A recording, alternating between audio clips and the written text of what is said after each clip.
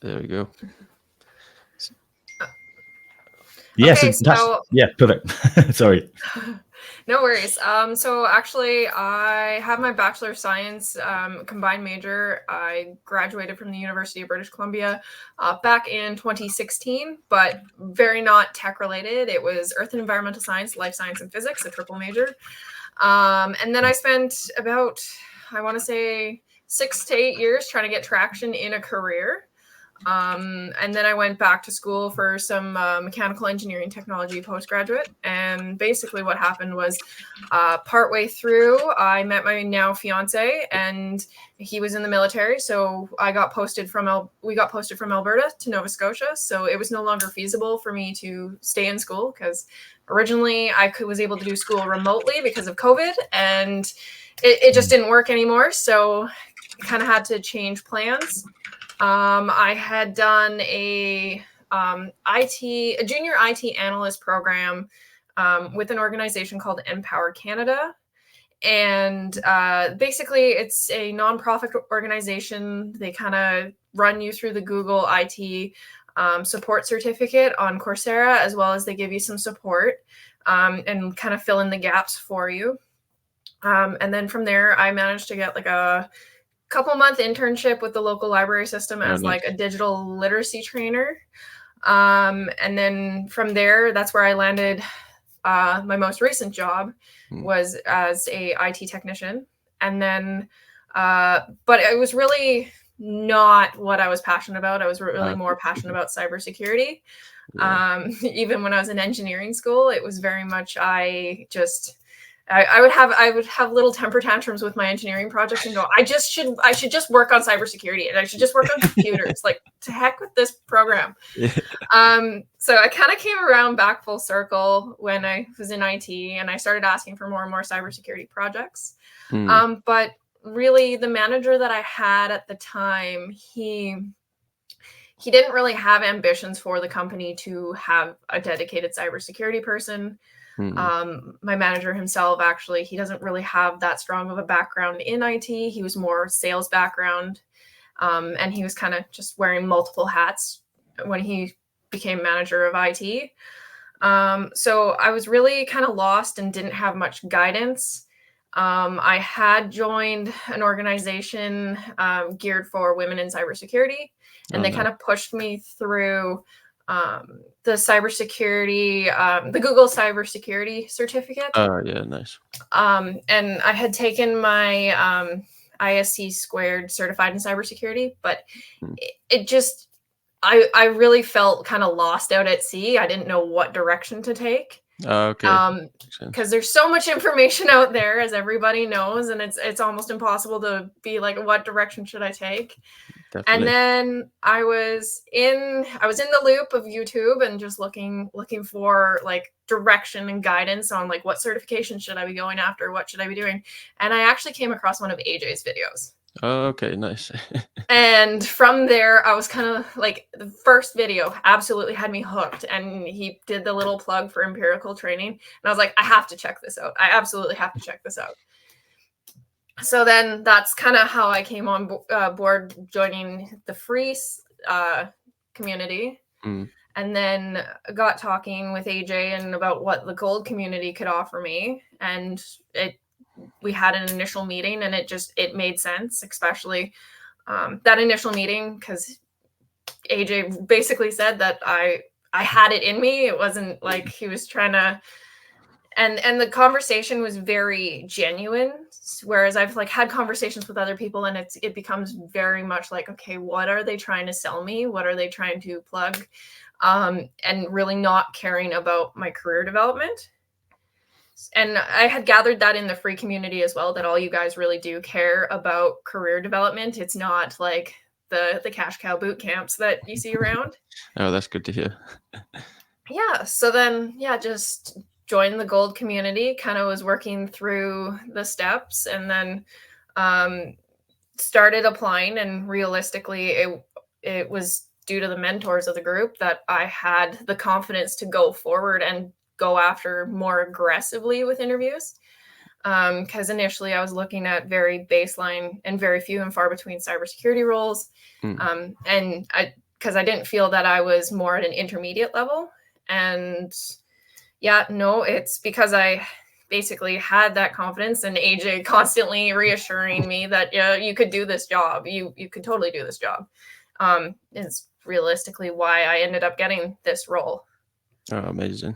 Yeah, no, that's great to hear. And I think like we've said before, that it is the confidence side sometimes that you just need. And I could tell that you could easily do the jobs that you were applying for. So it's great that you took that forward into the interviews. He said very early on to us, "Hey guys, Natasha's just joined. She's going to get a job in very soon. We just need to keep nudging her forward."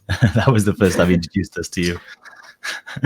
So in terms of the job that you've gone for, are you able to explain like the day-to-day responsibilities that will be expected of you? Exactly. So with this role as a SecOps specialist, so kind of what I'll be doing in the day-to-day is there's projects based around, they have their bug bounty program. So we're kind of helping with the backside of that. So as we get the bug bounties inputted, we're kind of prioritizing them and looking into them a little bit further. We're helping our internal staff. So if our developers they have questions about their cybersecurity, or if there's issues with a bug that has popped up and they have questions about it, we're kind of there to support internally. As well as if we have customers that come through to our sales support and basically have cybersecurity concerns, if they believe they've been hacked, stuff like that, that's kind of when we come forward. But it would mostly be servicing internally within the business. Mm-hmm. Nice. So what was that the title, SecOps specialist? Yes, security operations specialist. Oh, nice. amazing. Nice. I'm not even a SOC analyst one. This is a little bit above that. So yeah. It's more the intermediate stuff. So with the job, do you have any ideas of progression right now? Because obviously this is your first job as a start of your career in cybersecurity. I know it's a bit early to be thinking about that, but do you have a kind of distant goal in mind that you were working towards? Or was it just security? So kind of, I realistically, because of the opportunity that this job is giving me with the potential for mentorship and development, I kind of want to lean into like what they can offer me. However, like my interest is very much, I would like to be well-rounded in like purple team, because like I do enjoy the puzzle side of the hacking and breaking things. However, I completely believe that you should have a very well-rounded defensive side if you're going to go that aspect as well. Mm-hmm. Awesome. Nice. So going back to some, you're probably going to ask you to repeat some of the stuff now. I just want to drill into some of the bits you said and kind of ask some more. So if you feel like you're saying the same thing again, sorry, we're just hunting for a little bit of a soundbite in some moments. So when you started looking at cybersecurity, what was it that was kind of holding you back, you thought, from finding your first position? So what I found was holding me back is Canada has quite a small job market in itself. Like as much as like they say North America has a smaller cybersecurity, Canada is very much smaller. I discovered that when I went to a cybersecurity conference here in Halifax. Basically everybody knew everybody, and it's great at the same time, but that also means that the job pool is limited, and it is harder to get jobs outside of Canada. I was finding, like, trying to get a job working for a company out of the States. So that was one of the things that was holding me back, because I would see lots of these job postings at the lower level, but they weren't available in Canada. Also, yeah, just having that self-confidence to just go for it. Because I would see the job posting, and they would want quite a bit of experience. They'd want all these certificates, and I was finding from job posting to job posting, there wasn't really a consistent thing with what certificates they were wanting. It got to a point where I literally created an Excel spreadsheet, and before I found you guys, I had an Excel spreadsheet that I was literally tallying what certificates had the most requests. Oh, really? Yeah. Quite smart. Yeah, that's and great. Curiosity, did anything come out on top?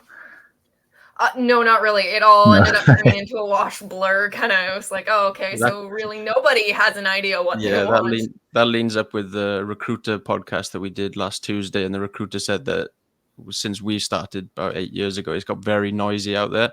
in terms of what is required to get in. So yeah, trying to simplify that is kind of our goal. There's no gold standard, is there? They only know themselves half the time. Those are hiring managers. Great. So just going back to that kind of making yourself stand out was part of it. Is when there's not lots of people competing for a few jobs. Was Empirical able to help you stand out in the interview process at all?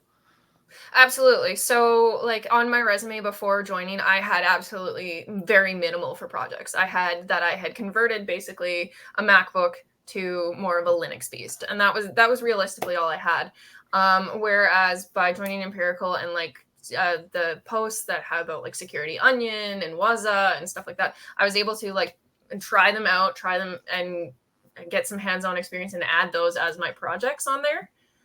So that was really helped beef up the resume, because I find especially when I just had the certificates and just my education, they didn't want to talk to you. They wanted to know your hands-on stuff. Cool. Yeah, so having the projects was great. Yeah. Great, thank you. That was a great answer. Yeah. so AJ talking about how to do this, and we're like, we don't want to feed her anything that we wanted to say. It has to be organic. But you hit the key points. This is great for us. So AJ, you got anything else? I'm just looking for my notes. I haven't got anything top of mind just yet. Well, I was just noting that I don't know whether you want to talk about your salary increase or anything like that. I know for marketing, people see that as the main thing that they like, but you can either talk about generically, or you can say like where you've gone from to where you are now, or you can talk about the benefits. It's totally up to you. If you don't want to answer that in terms of salary increases, up to you. Absolutely. So honestly, through this whole process with Empirical, like even when I first joined, I was making about $18 an hour Canadian, which you can do the conversion factor. And basically, with the confidence that I was getting, I just decided like I can't stay there. So I started applying even for just IT jobs that were at a higher rate than what I was earning, not necessarily cybersecurity, but I was like, okay, let's if worst case scenario, this is just a practice for interviews and we can go from there and build the skills and confidence. So then from there, I got offered a position. Basically, it would be going backwards and it was going to be a help desk role. But it basically allowed me to leverage with my current manager and get me a couple more bucks. From there, basically, when I applied for this role, I kind of just, all I wanted was even just a slight pay bump, because I realized the opportunity of this role was going to be huge. Just even getting the experience, getting my foot in the door, as long as I wasn't going backwards in money, I was going to be happy. And basically when I told the recruiter what my expectations were, he's like, well, actually it's much, much more. And so then when they offered me the position, they were like, you're not quite at that intermediate level that we want. However, we're more than willing to train you to that point. So it's not quite the amount that I offered, but I still think based on the range you gave, you're going to be very happy with that. And then from there, so he basically said the amount, and it was the lower end of the range that he had given me. And then he basically said, after we've trained you up and we're happy, we're more than happy to have a further pay bump for you. So amazing. Basically, I've increased my salary 30% based on just getting this new role. So that's been huge, and the benefits are astronomically better. That's good. Yeah, it's increased in holidays, increased pension contributions. There's quite a lot beyond the salary as well, isn't there, which you benefited from? Yeah, and like they have unlimited sick and mental health days. So nice. Yeah, it's really nice. This is actually my first time going salary, so it'll be a neat experience for me. Awesome. That's really cool to hear as well. They gave you that chance on the out of the band, of kind of not quite what they were looking for, because that's AJ. That's exactly what happened to me. They gave me the lowest they could possibly give me, and I was thrilled about it. However many years ago, I think the same thing happened to you, AJ. Exactly the same. Yeah. Telling people when I actually recorded a YouTube video. It's coming out this week about my story coming into cybersecurity and my first offer. where it was $19,000. No, £19,000, which is like Same as me. $95,000. And I was over the moon because I knew that getting that experience over the long term would benefit, and that's what we tried to say to a lot of people, that you may not go in on a 6-figure salary, but you can go in on a great salary, which is going to be still allow you to be comfortable, but now you've got the leverage in the future then with the new skills to be able to negotiate a higher salary and better benefits. But yeah, no, what you've got is fantastic, and I'm very happy for you. Yeah, absolutely. Thanks. What I know we're doing this tech case study as well, but I also feel like we're still supporting you. So one thing I would say is, or after you get through your kind of what's it called, the period where they can kick you off.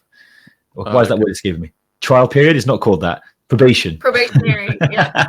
Sorry, Monday.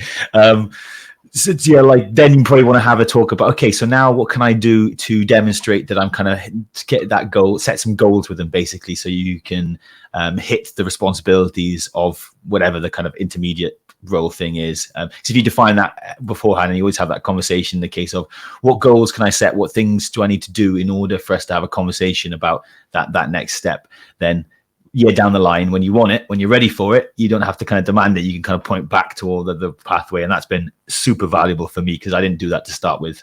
It was very tricky, because they'll keep you down some places, AJ? Certainly the place we first worked with. But look at us now. So yeah. Awesome.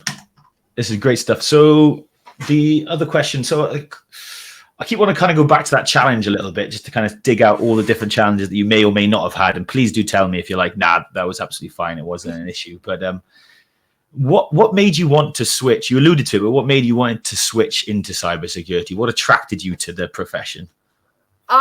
So honestly, early on as a young kid, I was very tech driven. I remember in grade 2, we had like a take apart center, and I always had to be in that take apart center. And then I got introduced to more of the hacker jailbreaking side of things from my dad's friends, because they would jailbreak gaming consoles and stuff like that. And I thought that was so cool that they would have this Xbox and it'd have like 1,000 games on it.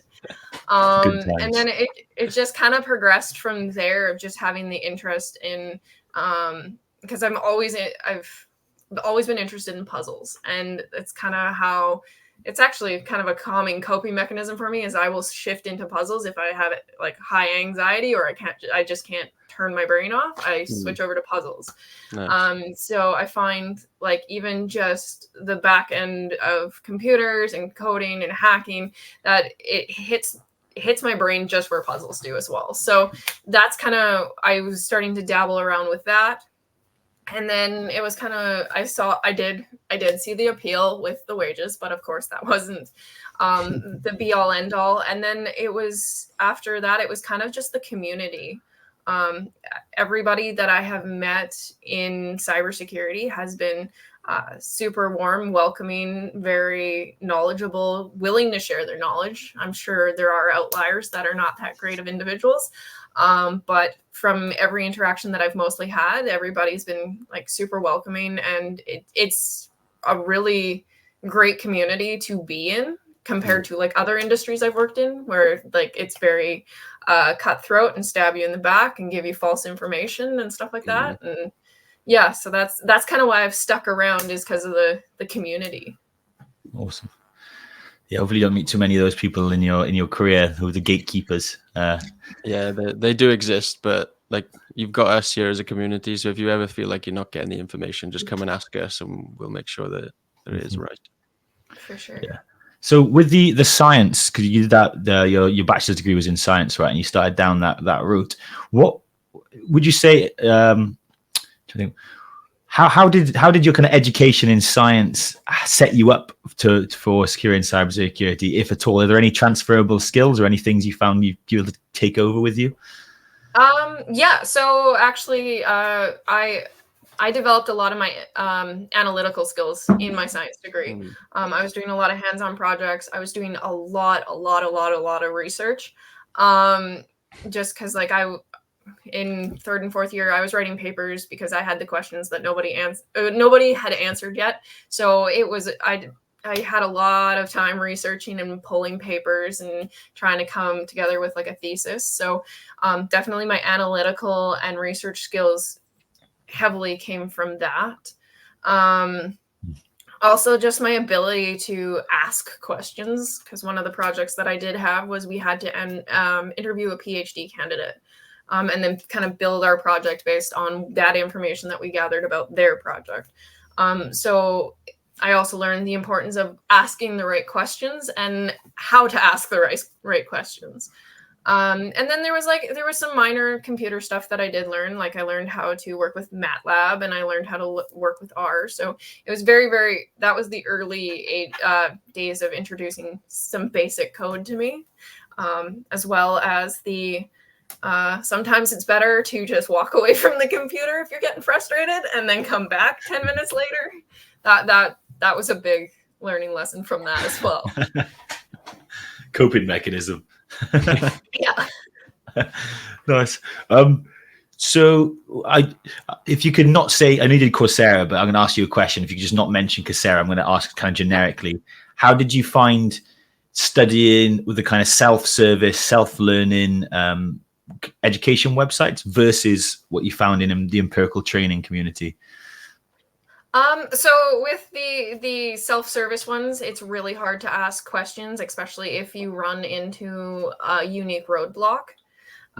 Whereas in empirical training, especially on the projects, if you are trying it out, I know like I ran into some issues with Security Onion and stuff like that. I could type in the exact question that I was having or the issue that I was having. And even if you guys weren't available, the community was available and could help out. Yeah, so that was a great aspect.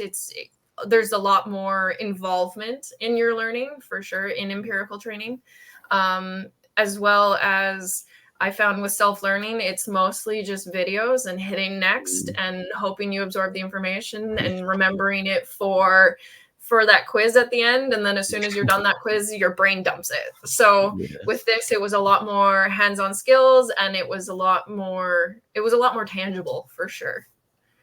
Awesome. And I know you interact mainly with AJ, a little bit with me, and I don't know how much about Vaughan and Robbie, but could you talk a little bit about any strength of having 4 cybersecurity mentors available to you? Again, if you're like, shut up, Josh, I don't want to talk through my ass like a salesperson, that's fine. No, it's actually great having the 4 of you because you've all kind of diversified in your careers. And you've all had different experiences. So like, for instance, when I got to the technical project for this job that I now have, there was a whole section on API security. I don't have experience with API security, partially because I was out in the weeds. I was trying to figure out how to learn everything when you really can't learn everything. So having like when I posted the questions that I got, 1 and 3 were very good, and AJ provided some great tips. However, Josh, you were the strongest with API security, and that really helped me kind of know what I needed to learn a little bit more to answer these questions. You were able to give me those tidbits to point me in the right direction. Not necessarily give me the answers, but point me in the right direction that I needed to answer those questions. Awesome. Yeah, great. There were times where I started giving the answers and I was like, hang on, she has to be able to defend this. I'll just link the thing that's in there. Yeah. No, that's great. AJ, you got anything else? And by the way, AJ, did you record individual recordings? Individual recordings on this? When you click record, did you do local recording? Sorry, it's called. I don't know. I just jumped on. If you don't know, we need to not make sure we talk over her when she's answering. Like, no, that. So yes. All right. I'm sure you probably have enabled it, but I just realized afterwards it might be a weird if we clip it and you've got you and I like. Sure. Yeah, and how long were you in empirical training? I've actually got the date. Do you remember? I started in June, I thought. June 4th. Yeah, we've got your welcome post where you said, hey, everyone, on June 4th. And then I couldn't find the one where you had your first interview. It was somewhere in the start or mid of August, because I've got your second interview was on the 27th of August. Mm-hmm. And then you messaged me on the 11th of September to say that you got the job. So it's about 3 months, I think. Nice. Yeah. So if we could work out a high level timeline, rough dates, but if you could, like, I found empirical training on YouTube when I was searching for, I don't know what you were searching for, join the school community. 1 month later, joined the gold. I don't know what it is, whatever the time is. 2 months or 3 months later, got a job. Like those kind of key points, that'd be short punchy. That'd be great just to see people. The question we often get is, hey, how long do I need to stay in the community, the gold community, if I want to get a job? And typically we say it's probably about 3 months, depending on your pace of learning and what you can do. But we just love to hear what it was like for you and what timings took. Yeah, so I joined empirical training at the beginning of June when I saw AJ's video on YouTube. So like I saw the video and I immediately joined the free community. I think I hung back a little bit and then I posted for the first time, like June 4th, like you saw. And then from there, I think it was about a month before I joined Gold Community, after talking to AJ a little bit about it. So that would have been July. And then end of August is when I had my first interview for this current role that I have. And yeah, by the September 11th, I had the offer in hand, and we'll be starting October 15th. So about from start to finish of joining the community or discovering the community, I should even say, to starting my first day is about 4 months. Perfect. Thank you. This is really great. Thank you, Natasha. Yeah, thank you so No much. problem. Appreciate you doing this. What else you got, AJ? I've been looking at my notes. Most of the stuff is my stuff I've written about. And probably one thing now that you have a job, I think I know the answer because we've spoken about it, but would you still be interested in staying in the gold community to assist with your new job and your future career? Absolutely. Yeah, no, I love the community. It's great interacting with everybody. Like there's people that I've met on the community that like I talk to on LinkedIn and other stuff outside of the community, which is really great. Yeah, and it's kind of nice to also have, as much as you guys are the mentors, also have us that have gone through the process be kind of there to help people and not convince, but like show the success from what it is, instead of it just being the mentors saying you can have the success, but if you can actually have the individuals there that have achieved it using the method, it's a lot better too. Yeah, definitely. We also wanted, I think I've messaged you about it, we'd love for you to be a moderator in both communities. So we're going to announce that if you're happy to do that too. Absolutely, yeah. Yeah, amazing. Awesome. You get some mod perks and mod gear, don't we, at some point? Yeah, we will. Stuff. I've just ordered an empirical training hat, actually, just to see what it's like. Yeah, just to test it out. So we're working on things, yeah. Nice. He's such a doer, Andy. He has an idea and he goes and does it. I love it. So again, you talked about this, but if you could just kind of, sorry to be like a little school teacher, but answer maybe a full sentence, So how we helped you get the role. So just kind of, if you could list a few of the things that you found were particularly helpful. So my question would be, how did we support you in getting your first cybersecurity role? Absolutely. So there was quite a few ways that you guys did support me in getting my first role.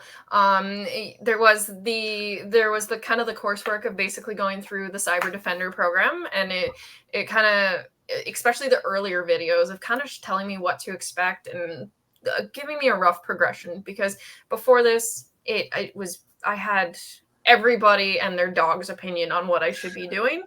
Whereas your guys' method, it seemed tried and true. All four of you have pretty well, you've gone through the transition, you've had the careers, and this is kind of like, had you known this from the start, this is the route you would have gone if you hadn't already done it yourself. So I really found that reassuring. So I kind of basically just adopted that model and started learning the information, as well as like that skills matrix spreadsheet was amazing to just go through and realize, okay, I actually know this, or no, I don't know this, and I need to look into this a lot more.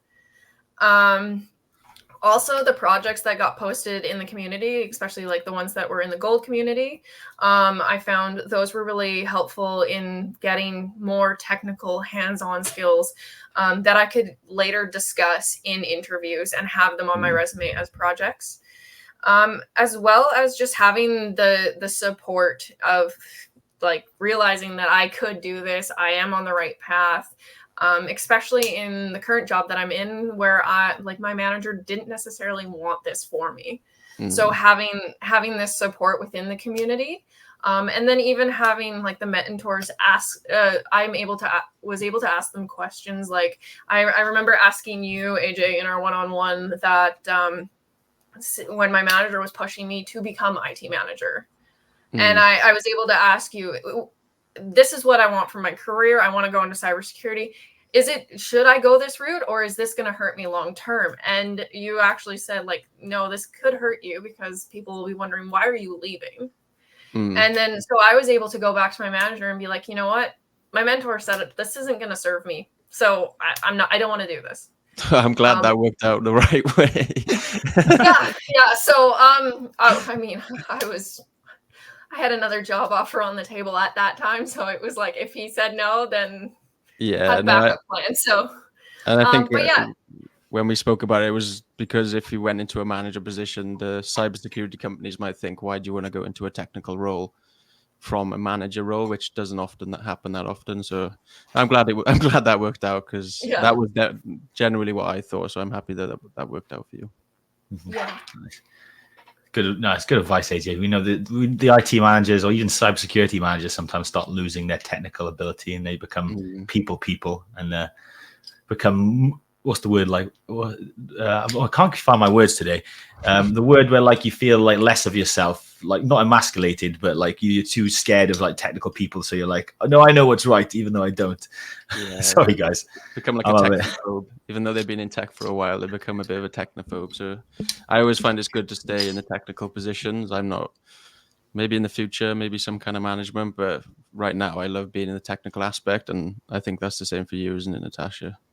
Yeah, no, like it's funny because I've seen the people discussing like, what would you want to be a CISO? Like I see the posts on LinkedIn and the surveys and polls, and realistically, with the trajectory of where I want to go career wise, like being C-level is not an aspiration for me at this point. I very much love the technical side and being a little bit more hands-on and being able to directly help people and not just directing people to help people.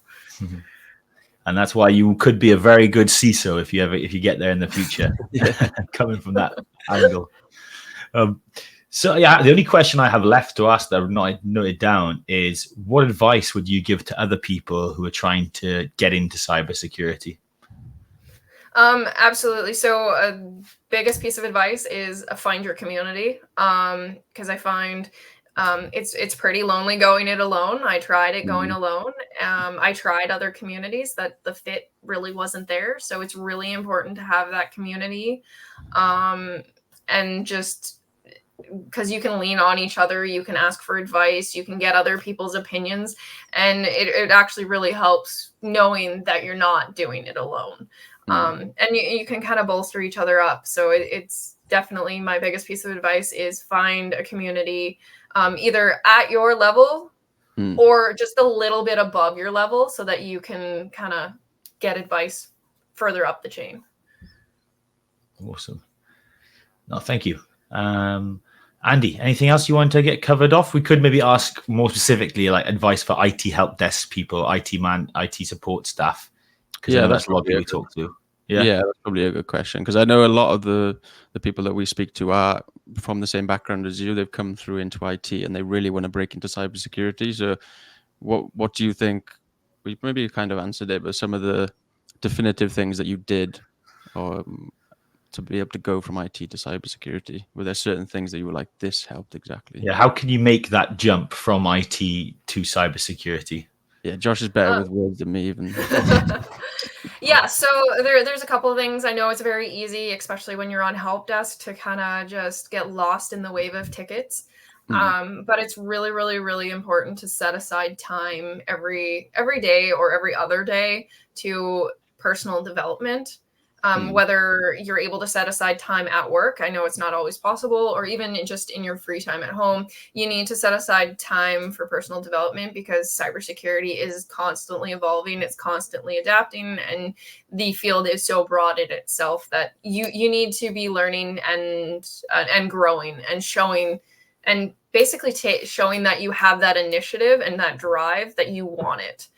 Because I found that really helped as well going into interviews and stuff like that, is to have those examples of, I did these projects in my free time, I did this in my free time, I looked for this program, or you basically, if you show initiative and going kind of above and beyond that help desk level, that this is your passion and you really want it, that really helps you stand out in interviews.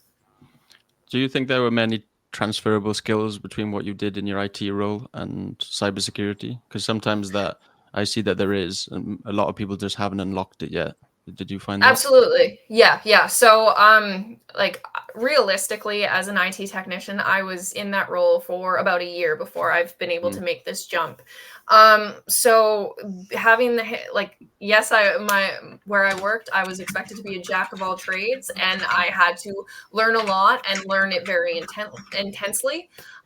However, like, having experience working with networks and working with servers and understanding endpoint security is also important. And you kind of come across this in little kind of snippets in your IT help desk roles. So as you get a little bit more experience, then it kind of builds upon itself. And it's really great to have that fundamental level of just understanding kind of your physical layer, your network layer, and being able to build upon that. Because if you don't understand a lot of the components, such as even understanding some basic prompts in command prompt, it really is kind of gonna make or break you sometimes. That's really interesting that it was a year as well, because we get some pushback sometimes. People are trying to get their first security job, and it's like, would you think about doing an IT help desk job like in the meantime or some of things? And some of them are quite adamant that no, it would hinder them. We always think it's a good thing to do because there's so many parallels. So yeah, 1 year IT help desk, we'll get into cyber. That's really great. Yeah. The other thing I know you mentioned, and one of the other people in the community mentioned, when you spoke to your interviewers and you said that you were in a cybersecurity community, you said that was positive in terms of showing your passion and sort of showing your interest in what you wanted to do. Yeah. So I was on my technical interview. So after I had finished my project, and I was just they had flagged my project as potentially I used AI to complete the project.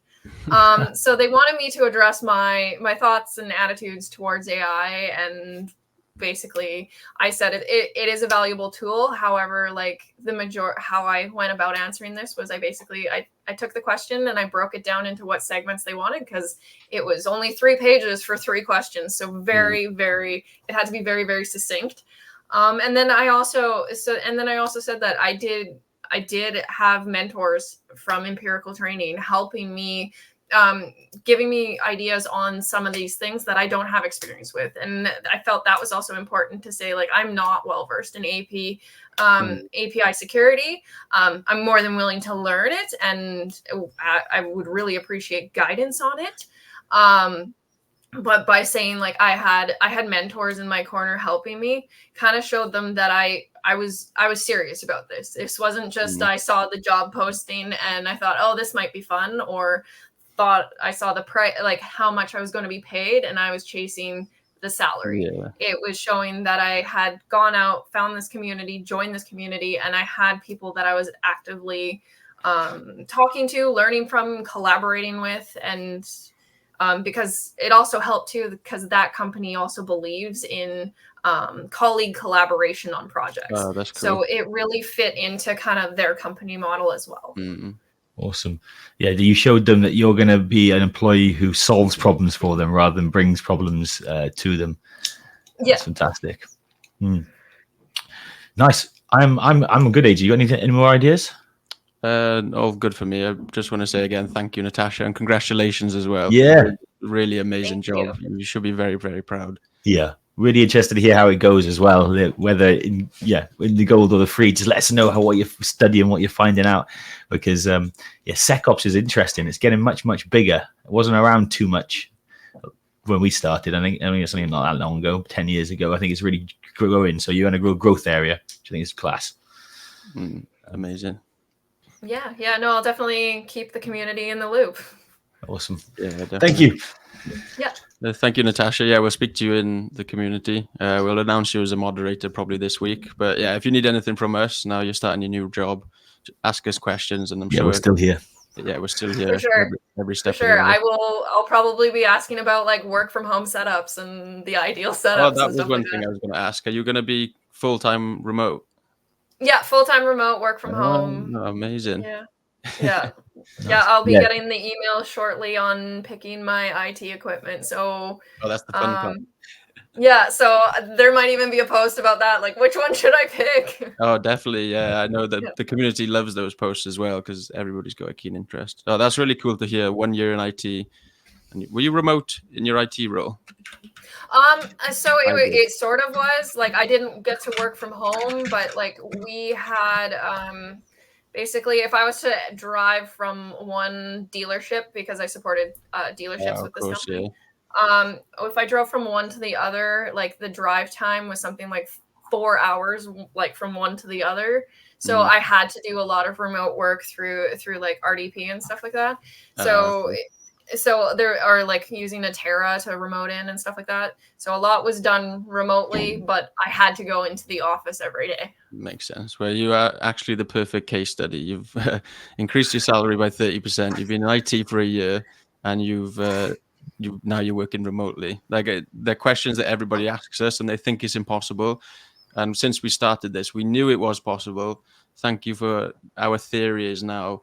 It's it's actually proved it because we think it's true of when we started, and is it still true now? And we're pretty sure it was, but like as validation, proof is in the pudding type of thing. So we were really excited for this, and thanks for taking some time in your break right today. I appreciate that. It's a random time for you in Canada, so thanks. Yeah, no worries. Enjoy. Nice one. Natasha. Yeah. Take care. I'll speak to you soon. Oh, 1 sec. Could you just when you leave, it might say, or we end recording, it will say actually.